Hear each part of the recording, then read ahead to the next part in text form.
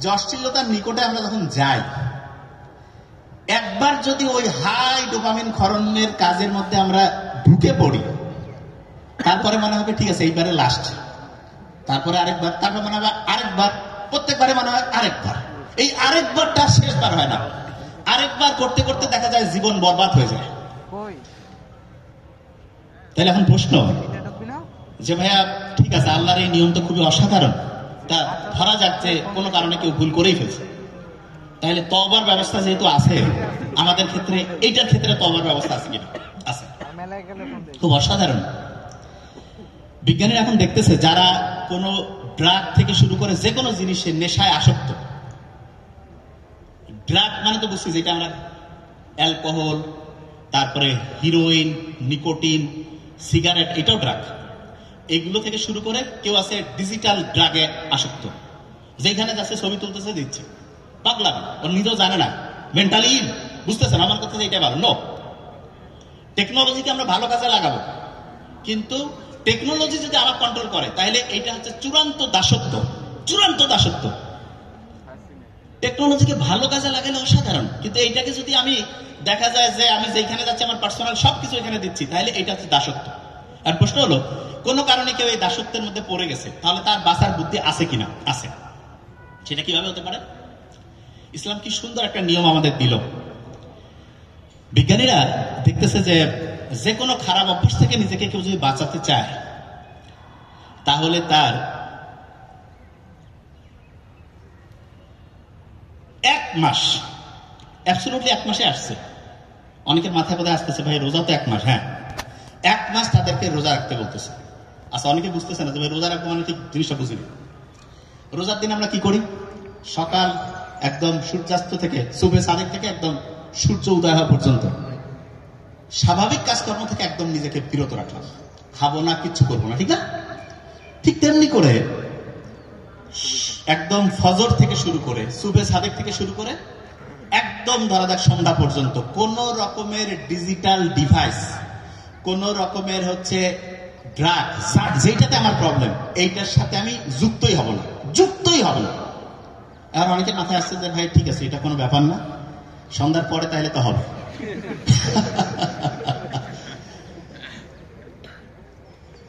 একজন ওই রোজার মাসে সন্ধ্যার আগে হচ্ছে যে তার কাছে অফিসে গেছে যে আমার এই কাজটা একটু করে দেন। তা বলছে যে ঠিক আছে তুমি হচ্ছে যে সন্ধ্যায় মাগরিবের পরে আসো। তা বলছে যে মাগরিবের পরে এখন কেন, এই কথা বেশি বলো, তুমি যাও। মাগরিবের পরে সে আসছে, আসার পরে বলতেছে আমার কাজটা, বলছে যে তোমার যে কমিটমেন্ট সেটা দাও। তো টাকা বের করছে, বলছে নেন। বলছে না না হাতে কেন দিচ্ছ? বলছে কি করবো? ডয়ারটা খুলে দিল ওর সেক্রেটারি, বলছে ডয়ারে দাও। বলছে ডয়ারে কেন? বলছে তুমি কি বুঝো না রোজার মাসে আমি হাতে কোনোদিন এরকম খারাপ কিছু নিতে পারি? বলছে আচ্ছা ঠিক আছে। তা মাগরিব পর্যন্ত আমি খারাপ যা কিছু আছে সব ক্লোজ। প্রশ্ন হলো মাগরিবের পরে তাহলে করা যাবে নাকি? আচ্ছা, এটা খুব ইন্টারেস্টিং। ইসলাম কত সায়েন্টিফিক। ইসলামের দিন কিন্তু শেষ হয় মাগরিব দিয়া আর শুরু হয় মাগরিবের পরে। ক্যালেন্ডার 3 রকমের আছে। বাংলা ক্যালেন্ডার শুভ নববর্ষ, সূর্য উদয় উঠছে, নতুন দিন শুরু। ইংলিশ নববর্ষ, 12টার পরে পাগলামি শুরু হয়ে গেল। আর ইসলাম কত সায়েন্টিফিক, ঘুমের কোনো ডিস্টার্ব নাই, আফটার মাগরিব নতুন দিন শুরু। রোজার মাসে আমরা যে তারাবি শুরু করি, কোন সময় শুরু করি? মাগরিবের সময় দেখলাম ও আকাশে হচ্ছে যে চাঁদ দেখা গেছে, বাস সবাই বলছে রোজা চলে আসছে, আহলান সাহলান, শুরু করে দেই। এবং কি ইন্টারেস্টিং, মাগরিবের পরে প্রথম যে সময়টা, এইটা হচ্ছে দিনের প্রথম সময়। তা আমরা সবাই কই যে ভাই দিনটা শুরু যাতে ভালো করে হয়, এবং শুরুটা আমরা সবাই সকালে চিন্তা করি। নো, শুরুটা হচ্ছে আফটার মাগরিব, মাগরিবের পরে শুরু করে। তাহলে এই যে একটা দিন আমি শেষ করলাম, শেষ করার পরে শুরুটা অবশ্যই মাগরিবের পরে ভালোভাবে। এবং মাগরিবে যদি আমি ডায়েরিতে লিখে ফেলি যে আমি মাগরিব থেকে এশা পর্যন্ত একটু পড়াশোনা করব, এশার নামাজের পরে আমি ঘুমায় যাব, এবং ঘুমায় যাওয়ার পরেই আমি সকাল থেকে উঠে আবার একদম মাগরিব পর্যন্ত কোন রকমের ডিজিটাল খারাপ কিছুতে যাব না, কোন রকমের অ্যাবিউসিভ কোন কেমিক্যাল ব্যবহার করবো না, ইনশাআল্লাহ প্রত্যেকেই এই অনুযায়ী যদি 1 দিন 3 দিন 5 দিন 7 দিন চেষ্টা করে, প্রথম 7 দিন খুব কষ্ট হবে, প্রথম 7 দিন কষ্ট হবে, 7 দিন পরে তার কষ্টের পরিমাণটা কমবে। ওই যে আল্লাহ বলছে না, তুমি যা কিছু অন্যায় করো সেটা তোমার নিজের হাতে কামাই করা, এবং যেই কষ্টটা পাও সেটা তুমি নিজে কোনো অন্যায় করছো এটার কারণে। এই যে 2 নম্বর, এটা যেই পথে যে করছে তার শাস্তি প্রথম সপ্তাহে তাকে পাইতে হবে। প্রথম সপ্তাহ পরে আল্লাহ বলবে ঠিক আছে, এর উপর একটু রহম করো। ব্রেনের মধ্যে আল্লাহ মেকানিজম সাজাই দিচ্ছে। 1 সপ্তাহ পরে আস্তে আস্তে আস্তে আস্তে একটু ভালো লাগবে, মানে কষ্টের পরিমাণ কমবে। 2 সপ্তাহ পরে আল্লাহ এত খুশি হয়ে গেল, ব্রেনের মধ্যে এমন অ্যাক্টিভিটি শুরু হয়ে গেল, ব্রেন তখন আস্তে আস্তে খারাপ কমতে কমতে ভালো লাগার দিকে শুরু হয়ে গেল। 3 সপ্তাহ পরে সে এমন একটা অনুভূতি আসবে, যতদিন থেকে সে অ্যাডিক্টেড ছিল ওই সময় সে কোনোদিন ওইরকম অসাধারণ চমৎকার ভালো অনুভূতি সে পায় নাই। এবং তখন তার মনে হবে জীবনে কোন ভুল রাস্তায় আমি গেছিলাম, এই রাস্তায় কেন আমি ছিলাম এতদিন। এবং 3 সপ্তাহ পরে 4 সপ্তাহ শুরু হইল, 4 সপ্তাহ শেষে 30 দিন যদি আল্লাহর রহমতে সেইটা করে, করার পরে যদি সে নিজের থেকে আবার ওই শয়তানের ওই কথা যে অশ্লীলতার নিকটবর্তী হইও না, এইটা যদি সে না হয়, ইনশাআল্লাহ তার যত রকমের 2 নম্বরে ছিল এইটা থেকে সে নিজেকে মুক্ত করে ফেলল। কি অসাধারণ শরীর আল্লাহ বানাই দিয়েছে। নর্মালি যদি এই মোবাইলটা নষ্ট হয়, একটা দাগ পড়ছে, সবচেয়ে দুনিয়ার সেরা মোবাইলের টেকনিশিয়ানের কাছে যদি নিয়ে যায়, কি করবে? যে ভাই হয় গোটাই চেঞ্জ করা ভালো লাগবে, নাহলে নতুন নেন। আমাদের বডি আল্লাহ যে বানাই দিয়েছে, কোনো কারণে নষ্ট হয়েছে, ডিস্টার্ব হয়েছে, আল্লাহ এমন রিপেয়ারিং সিস্টেম রাখছে, এমন সিস্টেম 4 সপ্তাহের মধ্যে যতটা ক্ষতি তার ছিল সেই ক্ষতি তো অটোমেটেড রিপ্লেস হইল, ক্ষতি নাই। আস্তে আস্তে তার ব্রেইন স্বাভাবিক যেটা ছিল তার চাইতে আস্তে আস্তে পজিটিভ ভাবে বাড়তে থাকবে। জিনিসটা বুঝে নিই, আমি একটা এক্সাম্পল দিই। এই মোবাইলে যদি আমি একটা ভিডিও রাখি, জায়গা দখল করবে না? জায়গা দখল করবে। আমি যত বেশি এখানে ইনফরমেশন রাখবো, এর ক্যাপাসিটি আস্তে আস্তে কমতে থাকবে। আল্লাহ যে হিউম্যান ব্রেন দিয়েছে এটা এমন অসাধারণ, যত ভালো জিনিস ঢুকাবো এর ক্যাপাসিটি তত বাড়বে। যে এটা আমার কেমন, হ্যাঁ বিস্ময়কর, যত ভালো জিনিস ঢুকাবো তত এর ক্যাপাসিটি বাড়বে। কিন্তু এর উল্টাটাও আছে। উল্টাটা কি? কেউ যদি এর মধ্যে খারাপ কিছু দেয়, এর ক্যাপাসিটি কমতে থাকবে। আল্লাহ বলছে যে যেভাবে চিন্তা করবে তার জন্য আল্লাহ সেই রকম রাস্তায় খুলে দেয়। শয়তানি চিন্তা, শয়তানি মাথার মধ্যে ঢুকতে থাকবে, ক্যাপাসিটি কমতে থাকবে। ভালো চিন্তা করতেছে, পজিটিভ জিনিস, ব্রেইনের ক্যাপাসিটি বাড়তেছে। বিজ্ঞানীরা দেখছে এইটার আমাদের যে ব্রেইন, এটার ক্যাপাসিটি প্রায় 25 লাখ গিগাবাইট। নর্মালি এই মোবাইলটা আমাদের 256 গিগাবাইট, আরেকটা মোবাইল দেখলাম 500 গিগাবাইট। ব্রেইনটা হচ্ছে 1000 না 10,000 না 1 লক্ষ না 5 লক্ষ না 10 লক্ষ না 20 লক্ষ না 25 লাখ গিগাবাইট। এখানে শেষ না, পজিটিভ জিনিস যদি ঢুকাইতে থাকি এর ক্যাপাসিটি আরো বাড়বে। ওই যে হয় না জেনারেশন, কি জানি আইফোনের হয় না 15, 13, 14 আছে না, ব্রেইনের জেনারেশন চেঞ্জ হয় কিভাবে? পজিটিভ জিনিস ঢুকাবো, জেনারেশন আপডেট, পজিটিভ জিনিস ঢুকাবো, জেনারেশন আপডেট, পজিটিভ জিনিস দেবো, জেনারেশন আপডেট, অটোমেটেড। আর কয় না যে ভাই মোবাইল স্লো হয়ে গেছে, অনেকের ব্রেইনও স্লো হয়ে গেছে। কিভাবে? ওই যে শয়তানি ঢুকছে, যখনই ব্রেইনে শয়তানি ঢুকবে ওর ক্যাপাসিটি আস্তে আস্তে ডাউন। অনেকে কয় না যে ভাই ছোটবেলায় খুব পড়তাম, খুব মুখস্থ হইতো, এই ভার্সিটি ঢুকলাম, তারপরে কি হয়েছে ভাই, ব্রেন কাজ করে না। কয় ভাই ব্রেন মানে পচে গেছে। এই ব্রেন পচে যাওয়া, এইটাকে এখন বিজ্ঞানীরা বলছে ব্রেন রট। ব্রেন পচে যায় ভাই, এটা কি ব্যাপার? ব্রেইনের মধ্যে হচ্ছে ওই যে শয়তানি বদমাশি ঢুকলে ব্রেন পচে যায়। আচ্ছা, একজনের ব্রেন পচছে কিনা এটা কি বাইরে থেকে দেখার কোনো বুদ্ধি আছে? আচ্ছা, কিরকম যে ভাইটা কেমন বুদ্ধি আছে, ব্রেন পচে গেছে আমরা এটা বুঝতে পারবো? হ্যাঁ বুঝতে পারবো। কিভাবে? স্বাভাবিক যে কাজ, যে কাজ করলে তার ভালো লাগার কথা, সেই কাজ যদি তার ভালো না লাগে তাহলে তার ব্রেন পচে গেছে। এক্সাম্পল দিই, স্টুডেন্ট তার প্রধান কাজ কি? বই পড়া। বই পড়তে তার ভালো লাগতেছে না, কি করতেছে? আজে বাজে কাজ করতেছে, ব্রেন পচার একটা লক্ষণ। বাপ্পার সাথে ভালো আচরণ করার কথা, করতেছে না, ব্রেন পচে গেছে। টিচারের সাথে সম্মান পূর্বক আচরণ করা উচিত, করতেছে না, ব্রেন পচে গেছে। অনেকে কয় না জেনজি আছে না, জেনজি এই জেনারেশন, যেটা জেনারেশন জুমার্স, এরা খুব ভালো খুব খারাপ। খুব ভালো কারা? যাদের ব্রেন পরিষ্কার আছে, স্বচ্ছ আছে। আর ধ্বংস কারা হচ্ছে? যারা ব্রেন পচাই ফেলছে। এই পচা ব্রেন এইটাকে পরিষ্কার করে, সার্ফেক্সেল দিয়ে পরিষ্কার হবে? নো। এটাকে পরিষ্কার করার জন্য আল্লাহ অসাধারণ একটা বুদ্ধি দিছে। যার ব্রেন পচে গেছে সে যদি এখন চিন্তা করে যে ভাই আমার ব্রেন তো শেষ, আফসোস, মন খারাপ, ব্রেন আরো পচতে থাকবে, তাহলে এই পচা ব্রেনকে পরিষ্কার করবো কি করে? অসাধারণ একটা বুদ্ধি আল্লাহ দিয়েছে। বিজ্ঞানীরা বলতেছে পচা ব্রেনকে সুস্থ করার জন্য প্রত্যেকদিন সকালে উঠে আয়নার দিকে তাকাইতে হবে, তাকায় বলতে হবে আমি খুব ভালো আছি, খুব ভালো আছি, খুব ভালো আছি, এরকম 5 বার বলবে। আমরা প্রত্যেক নামাজে প্রথম যখন ফজর শুরু করি, প্রথম সূরাটা আমরা কি পড়ি? সূরা ফাতিহা। আলহামদুলিল্লাহ রাব্বিল আলামিন, আল্লাহ তোমার কাছে খুব শুকরিয়া, খুব ভালো আছে। 4 রাকাত নামাজে 4 বার, জোহরে 10 বার, আসরে 4 বার, মিনিমাম করে বলছি, মাগরিবে 5 বার, এশায় 9 বার। বিজ্ঞানীরা বলতেছে 5 বার বলো আয়নার দিকে তাকায়। আমরা আল্লাহর দিকে তাকায় প্রত্যেক নামাজে প্রত্যেকবার বলতেছে আল্লাহ খুব ভালো আছি, খুব ভালো রাখছো তুমি। এবং এইটা যদি আমি মনে মনে বিশ্বাস করি, এবং যখন আল্লাহকে আমি বলছি এই কথা, এটা যদি আমি মনের মধ্যে বিশ্বাস করি এবং মুখে যা বলছি এটা আমার মনের মধ্যে আমি শতভাগ হচ্ছে একাগ্রতার সাথে চিন্তা করি, পচা ব্রেইন আস্তে আস্তে ভালো হইতে থাকবে। তার মানে যে কেউ যদি তার পচা ব্রেইনকে ভালো করতে চায়, তাহলে তার প্রথম কাজ ঘুম থেকে উঠেই, এটা কিন্তু ধরবো ইম্পর্টেন্ট, ঘুম থেকে উঠে আলহামদুলিল্লাহ, শুকর আলহামদুলিল্লাহ, উঠেই তার সাথে একটা কাজ করতে হবে, ধরবো খুব ইম্পর্টেন্ট। সেটা কি?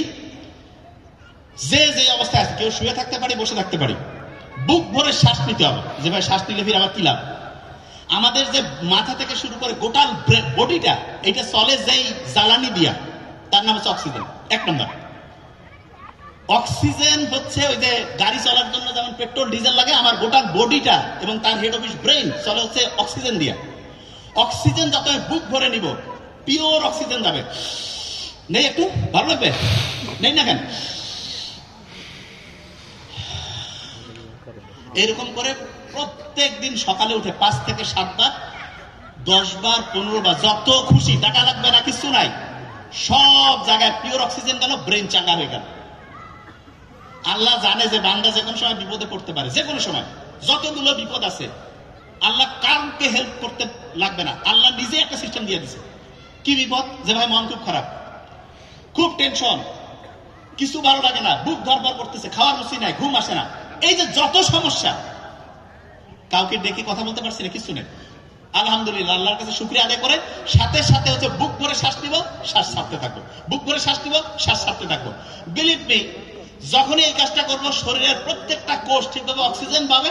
এবং তার চেয়ে অসাধারণ, আমাদের ফ্রেনিক নার্ভ বলে একটা নার্ভ আছে, সেই নার্ভটা শান্ত হয়।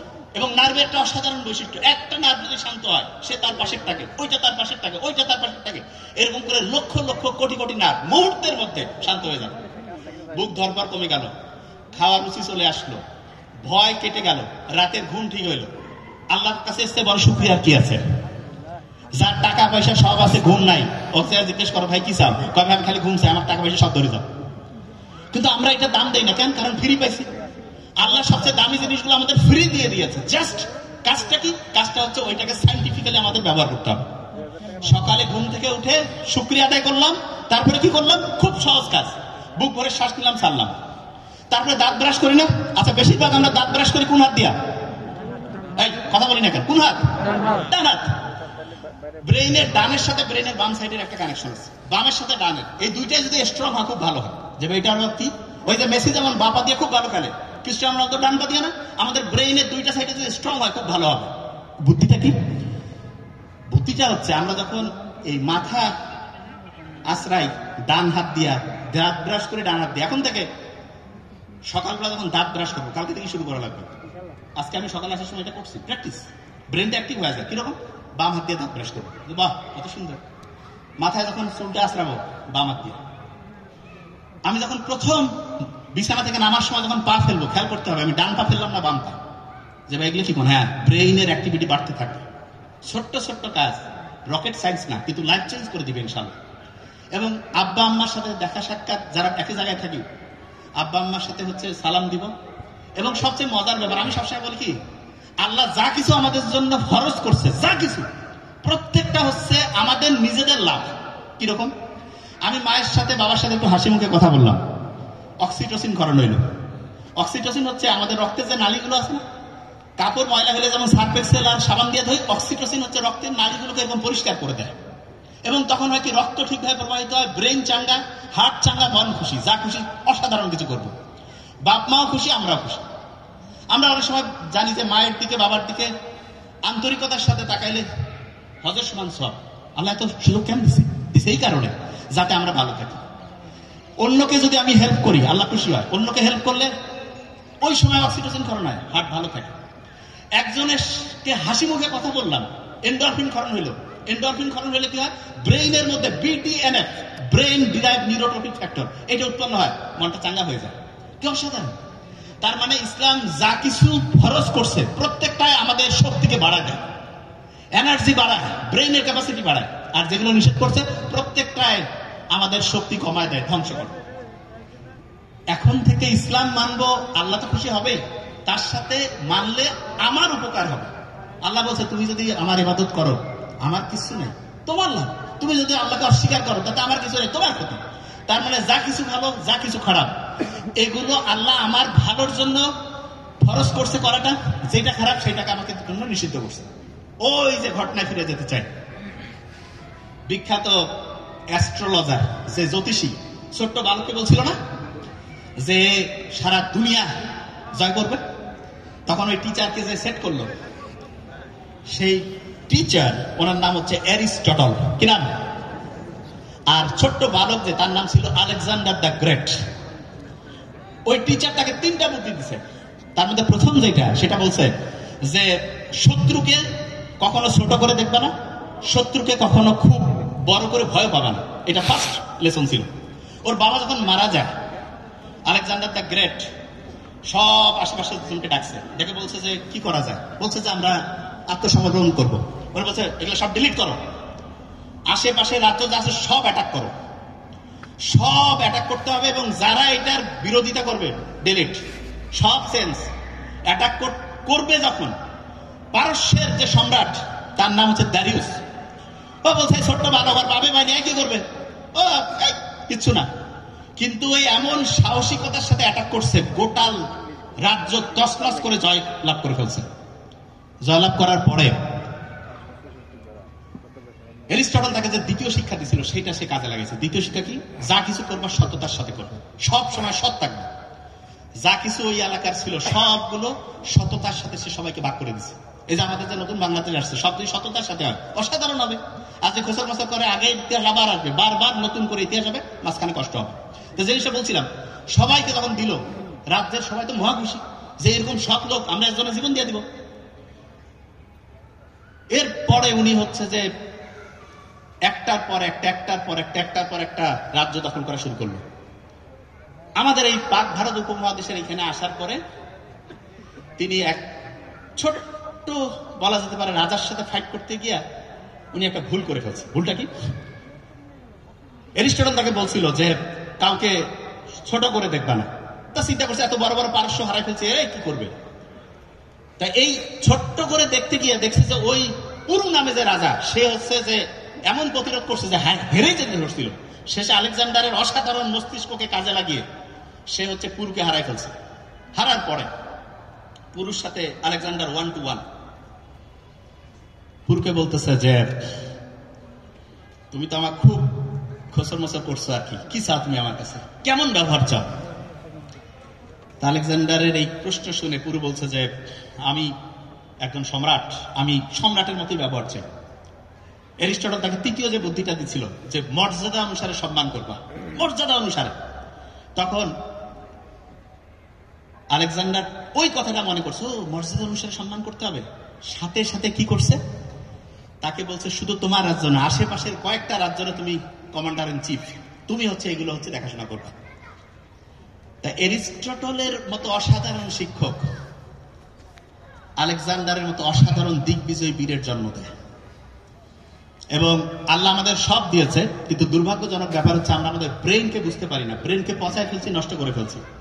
এবং এই ব্রেনটাকে যদি আমরা ঠিকভাবে কাজে লাগাই, সামনের যে জীবনটা হবে আমাদের, আমি সবাইকে বলবো যে আল্লাহর সাথে কানেক্টেড থাকি। আর ফ্যামিলি, আব্বা আম্মা ভাই বোন, এই বড় ফ্যামিলির যে ধারণা, এটাই সবচেয়ে ভালো ধারণা।